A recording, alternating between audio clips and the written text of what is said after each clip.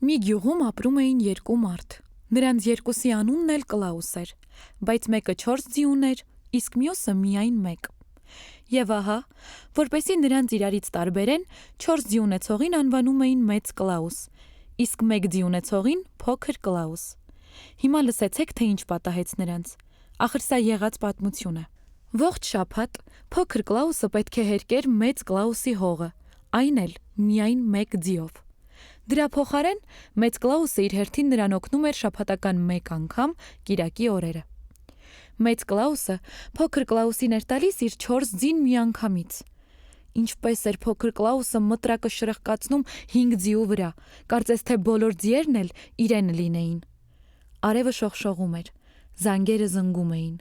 Մարդիկ բոլորն էլ զուգված զարդարված աղոթագիր քթևների տակ գնում էին եկեղեցի, քահանայի քարոզը լսելու։ Նրանք բոլորն էլ տեսնում էին, որ Փոքր Կլաուսը վար է անում 5 ձիով, իսկ Փոքր Կլաուսը հրճվանքով շրխկացնում էր մտրակը ու գոչում.